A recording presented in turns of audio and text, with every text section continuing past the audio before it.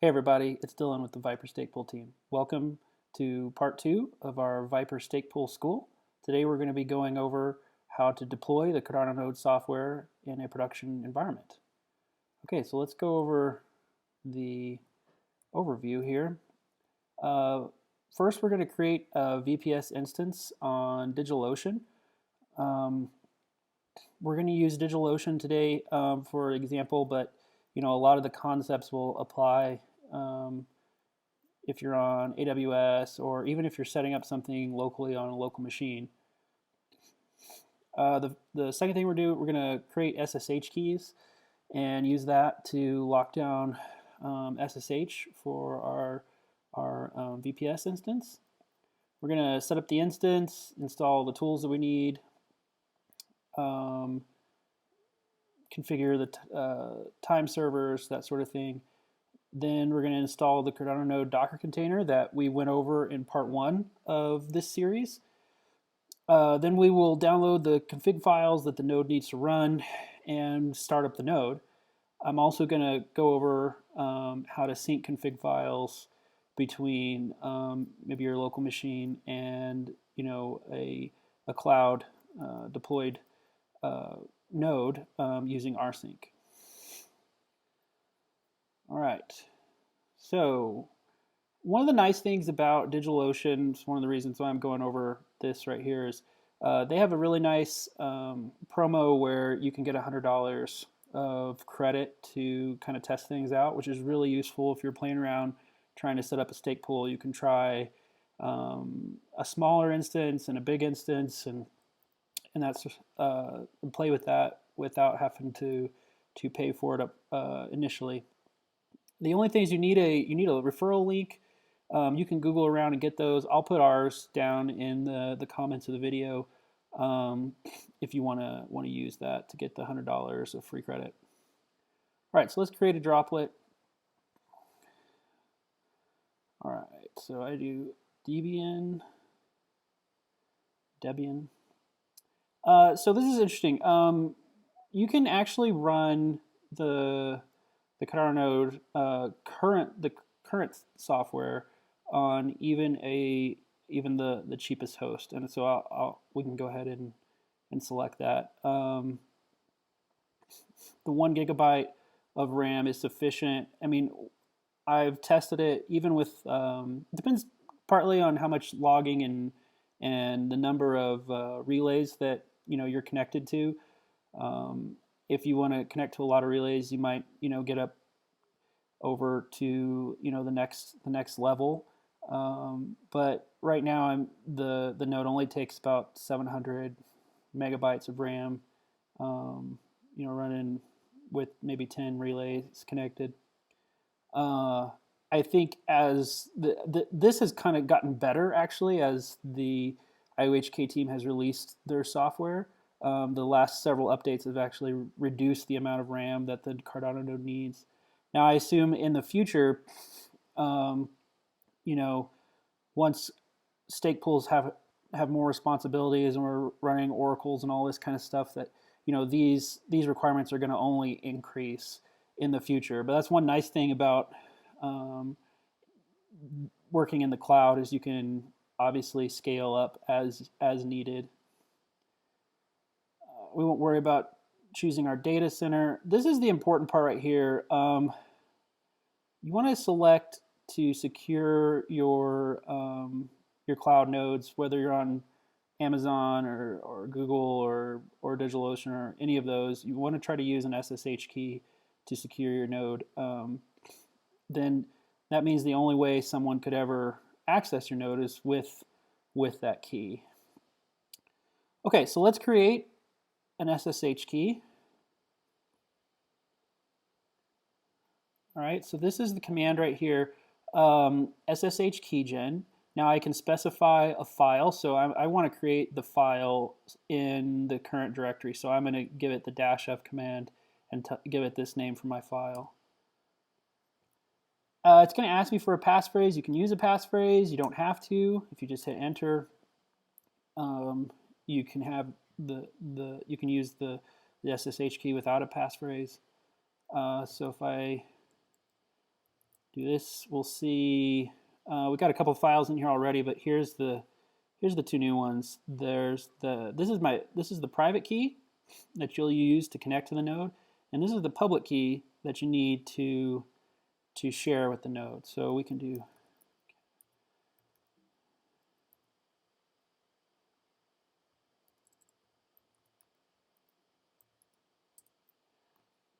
okay, so I'm going to copy this. I'll paste that right in here. Give it a name. Test key. We'll add the SSH key. All right.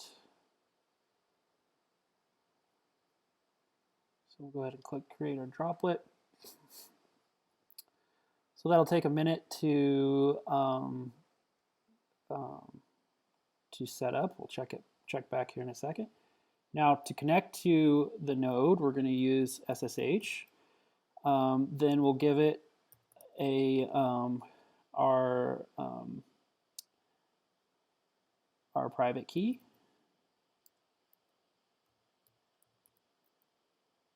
And then we want to get the IP address right here. We're going to be logging in as root initially. Yes. All right, so we're in. So we're currently in /root. So now we have just a blank, fresh install of Debian 10. So now we're going to look at some of the steps we take to set up a node. So we have a, I'm going to copy this file here and put it on the node. So we'll do vim.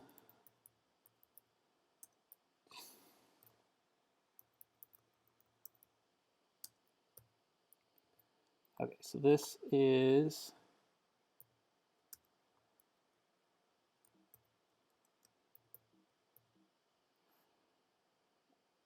so this is our file. So I just pasted it in here, and so you can see all the steps that we kind of do to set up the node. So I'm going to talk through these real quick, and then we'll just go ahead and run it. So the first thing we do is we install some tools that we need: Git, tmux, the firewall, htop for monitoring, crony for timing.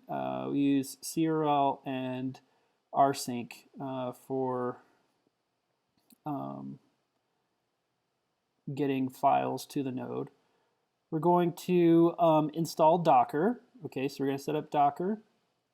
Then we're going to add root to the Docker user group. Now, then we're going to pull our Docker container. So if you watched part 1, the first episode of our Viper Stake Pool School, you're going to see how we built that Docker container and pushed it up to the GitLab registry. The other thing we talked a little bit about in part 1 was the user that we set up in the Docker container. I'm going to mirror that in the actual VPS here, in the host that's going to host our Docker container. I'm going to set up the same user with the same user and group IDs so that everything matches, the paths match inside and outside of the container. Now you don't have to do that. That just makes things simpler later on. I set up a couple directories, which we'll see. Then this is important right here. This is setting up crony. So we use crony to run the time syncing. It does a really good job keeping our nodes synced up. I use the Google time server. You can use whatever you want. Some people who are running nodes at their house actually even set up GPS receivers and use those. But the Google time servers worked really well for us on our DigitalOcean nodes. If you run AWS AWS has a time sync service, and so I would, instead of that time.google right there, I would put this IP address. So that can only be accessed though if you're actually inside the AWS cloud in one of their nodes. And so we have both AWS nodes and some DigitalOcean nodes, and we've been using both. So that's one difference depending on where you're at. So I set the crony config file here, and then set up and start crony. I also, since I am using a small instance, I like to give it a swap file. All right, so then here's SSH. So what we're going to do with SSH is we're going to move the SSH file over to our new user, and then we're going to change the port. We're going to change the port number so that we're not going to use the default SSH port anymore. And then we're also going to disable root login over SSH. So the only way that SSH will work after we run this script is by logging on to our Loveless user on this port with our SSH private key that's on my local machine. Okay, so then I set up the firewall. So the first thing is to open the port for SSH. Then we're going to open these 3 ports for our Docker containers. So this port here is for the Cardano-Node, and these 2 ports here are for Prometheus monitoring. Okay, then we'll restart the computer.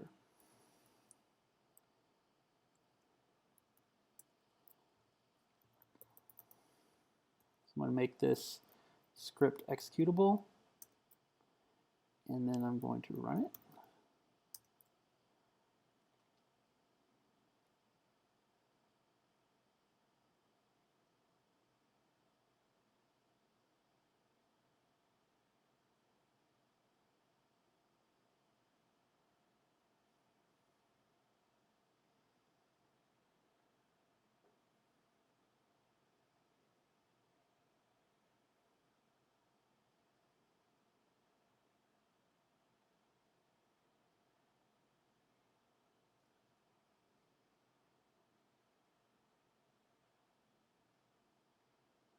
So now it's pulling, that's pulling the container. So you can see it's pulling the Docker container from the GitLab registry that we pushed. So I'll probably end up cutting little bits out of this whole script running to save y'all some time. But I do want to point out a few things. So like that's where we're pulling the container. So you can see it actually pulls really fast running in the cloud there. So then this sets up our new user, and then we give it a password. So you want to put in a strong password here for security. But for this, I'm just going to do something really simple. 1, 2, 3, 4. 1, 2, 3, 4. I'm going to destroy this node right after the video here. Okay, so now it's set up the firewall, and this is a good way to brick your machine, is to change the firewall settings and then not be able to get back in. So I did that once before, but now I've worked out the script. So we're going to go ahead and restart the computer now. And so now we're disconnected from the instance. So that instance is in the data center, and it's rebooting right now. So if we try to reconnect, for one, it may not be back up yet, but it's not going to let us do it. It just time out because we disabled SSH for root. So what are we going to do? We're going to change this to Loveless, and we're going to specify support.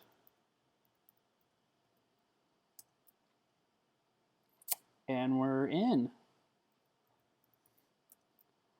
We're in home Loveless. And if we do ls, there's the Cardano-Node. And if we do ls Cardano-Node, you're going to see the other files, the folder for the database and the node.socket file that we set up. So now what we need to do is pull down the config files that the node needs to run.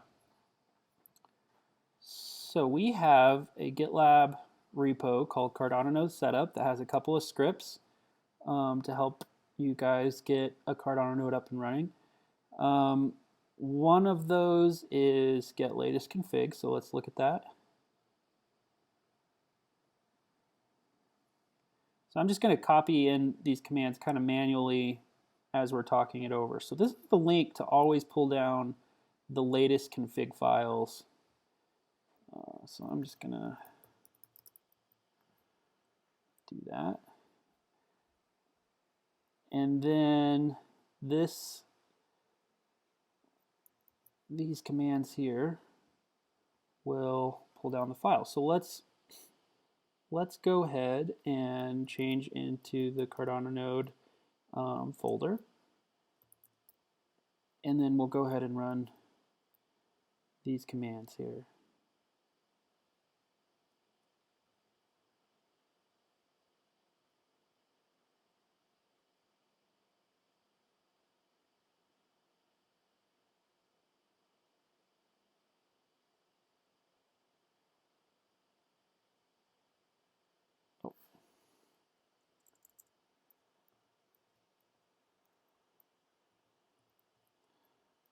I forgot something. We need to, there's no folder there.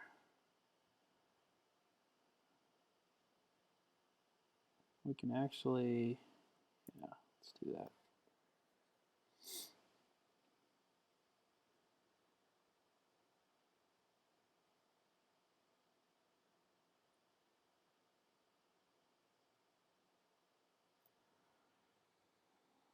All right. So which one did we just do? We got our Byron Genesis file. So let's get our Shelly config here.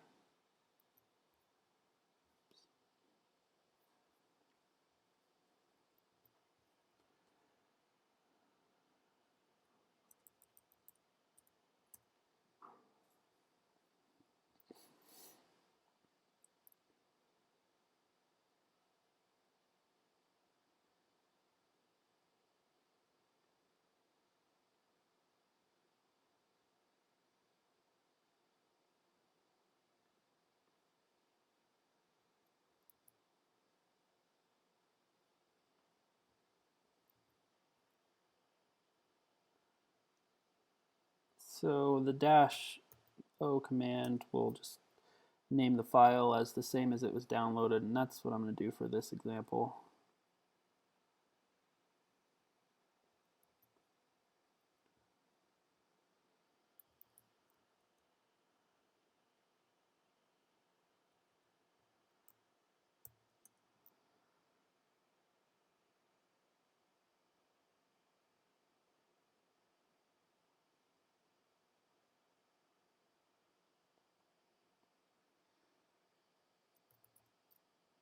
Okay, so there's all our files, all the latest config files.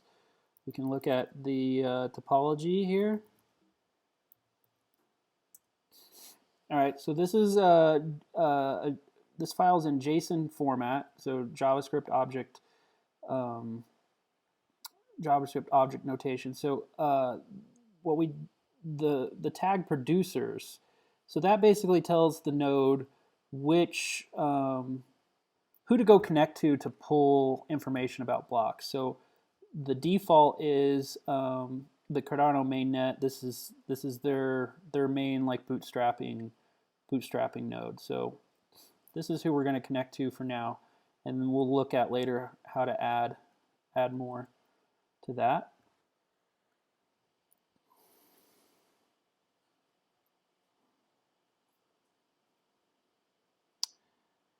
All right, so we're going to set up, we're going to look at the config file. So this is the main config file. There's a couple things that we want to change. We want to change this to true.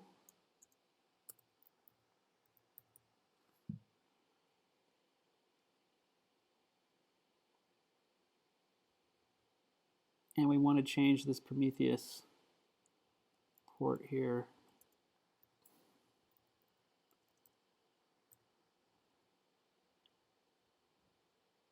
Okay, and then if we wanted the live view, we would change that here.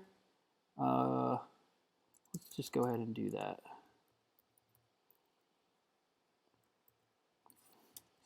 I know that's going away, but for this example, we'll just do it. We'll run it that way.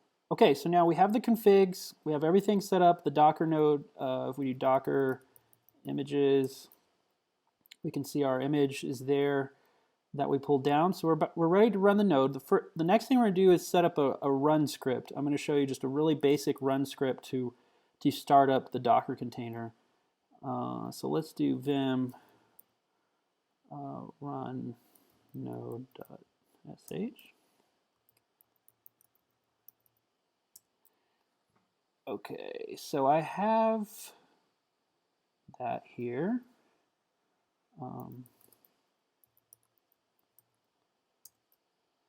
Here's an example of the runs of the really basic run script.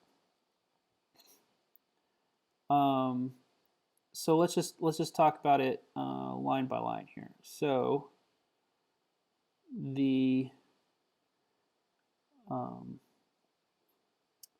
base path, so this is just something so I don't have to type so much, is home loveless. That's where we've put everything's in home loveless Cardano-Node, and so I just made that a variable so I could move things around on different nodes. This is the port that we're using for the Cardano-Node.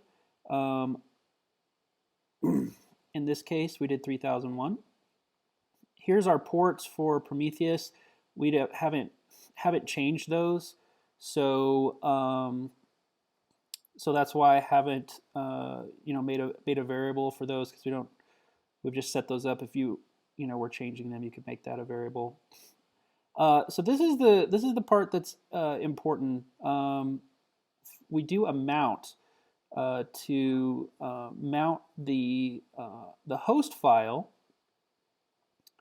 home loveless Cardano node, to the containers path home loveless Cardano node. Now, these are exactly the same because we set up the user loveless and the folder Cardano node on our VPS host, and this is what we set inside our container for the Cardano node to use. And so we're binding those two together. So any data that the container writes inside to home loveless Cardano node is also going to be on the host right here at home loveless Cardano node. So the reason we do that is we want the database. The node's going to take several hours to download and sync the database. Well, we don't want to redo that every time we pull a new container or stop and start the container, because that would wipe any data that was stored inside that container. So we want that to persist on the host, so that's why we bind these two. Then this is the container we're going to run. All right. Then what we're going to feed the container as far as commands is, because if you recall from episode 1, the container is set up to take arguments in and feed that directly to the Cardano node executable. So you can think of just this right here being placed by Cardano, the Cardano-Node, like Cardano node, the executable. We're going to pass it the run command, and then with these options. So we're going to give it the database path, the node socket, the port to use, the config file, and the topology file.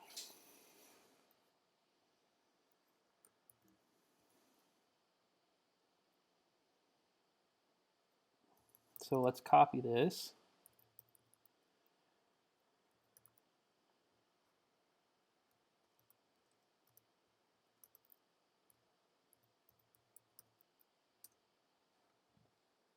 And we'll go back into our node here.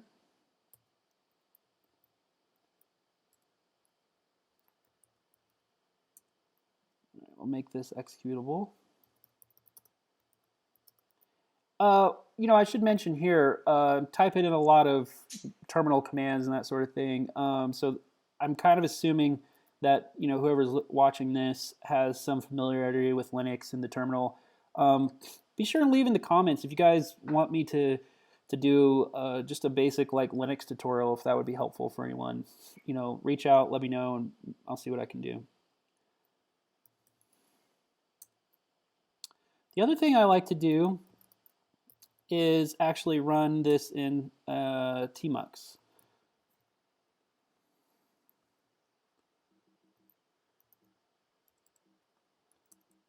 All right.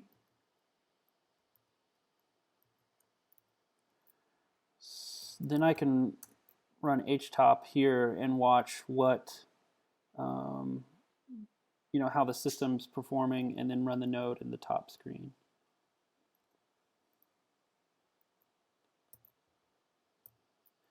All right, so right now we're ready to run the node. Now I'm only like 50% confident it'll run the first time, right? There's something I probably missed, but let's try this. All right, there it is. Let's do this.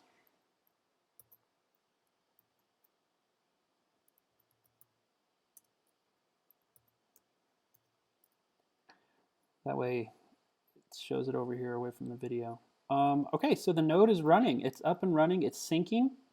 Right now it's going to start downloading the blockchain, which is going to take a few hours. Once the blockchain is synced, the epoch and slot numbers will match where we're at, and these right here will, this is if this was a stake pool. If it was a leader, it would tell you how many blocks that the pool is minted. And then here is the transactions process. So it won't be processing any transactions until it's synced up. And then this is the number of peers. All right, so while this is going to, like I said, this is going to sync for several hours, so we're not going to go into, you know, what to do after it's synced. The CPU usage right here is obviously it's 100% when it's syncing. When it's syncing, that's CPU intensive, and it just pegs the CPU. If you have more threads, it'll use those too. But the memory doesn't get too much higher than this. So so let's look at a couple things before we end this video. Let's look at how to add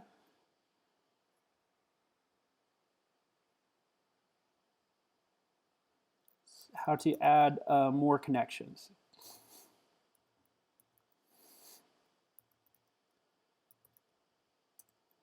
Okay, so this is the mainnet topology file I have on my local machine, and this is the first entry here is the Cardano-Node, the IOHK node, I should say, bootstrap node that is by default in this list of producers. So if I'm running a relay node, what I'm going to add here is I'm going to add more relays to connect my relay to. So I'm going to add other stake pools relays that are public. Pooltool.io has a nice little feature called buddies, where you can basically swap relays with other SPOs. You can also in the working group Telegram channel, you know, say, hey, you know, guys, I'd like to add some relays, or can somebody add my relay and give them the info. There's also a script out there called topology updater, which will ping other nodes and figure out, you know, the top 10 or whatever is closest to you, and fill this in for you. So this is, I'm just adding one of my relays. This is one of my public relays. So I put that information in here. Then if this was a relay for my stake pool, the other thing I would need to add is a connection to my actual block producer.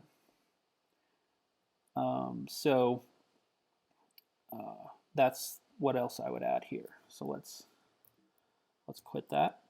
Now what I like to do is have a copy of my config files locally on my laptop that I can edit at any time to make changes. And then as for the block producing nodes, I also have my the keys that I have to push up to the instance for signing blocks. So one thing that I like to use is rsync.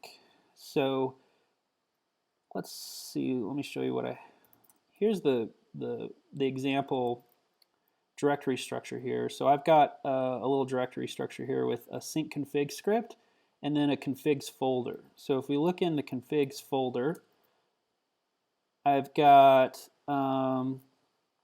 my all the basic config files that I manually pulled down earlier from IOHK, but I've got them here on my local machine too, so I can edit them because I want to edit, you know, my config file, you know, to turn on monitoring or turn off monitoring, or live view, simple view, you know, whatever you want to customize that. You don't want to have to you know, pull it down and then customize it manually every time like I showed in the example.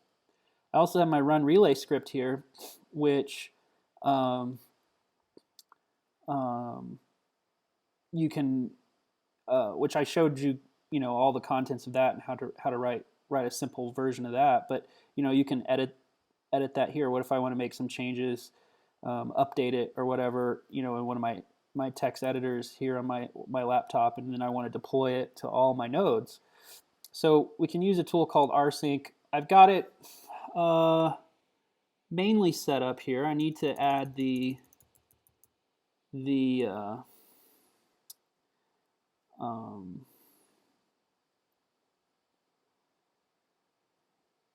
IP address.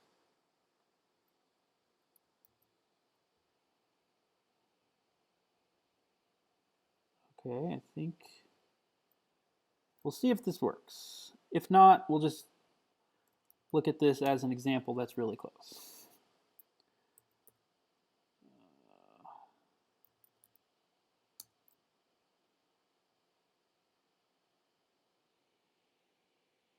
Okay, so let's look here.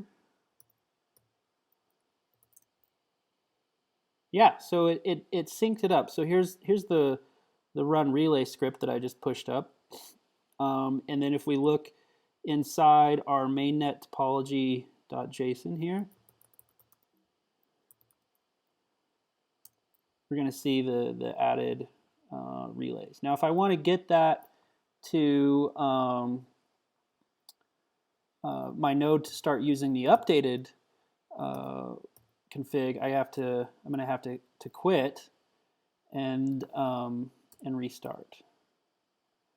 And now it will be using this updated config, and it should say Pierce 3. Yeah, there it says Pierce 3 because it's got the two versions of this relay as well as mine. Okay, so this concludes this episode. Basically, we set up the node in the cloud, and we went through these steps. So this graphic was from the part 1 where we built the Docker container, And so you can see we did this part now. So we pulled from the container registry to our node in the cloud and ran it. All right, so in the next episode, I'm going to start going over how to actually set up a stake pool. So now we've got the ability to build a node and deploy it, but now what do we have to do to actually register and run this node as a stake pool? So that's what we're going to go over in the future. So be sure to post any questions you have in the comments or reach out to us on Telegram. We'll try to get those answered and maybe answer them in future videos, and let us know what you'd like to see too, what we left out and what we can explain better. So I hope to see you at the next episode. Please like and subscribe as always. All right, take care.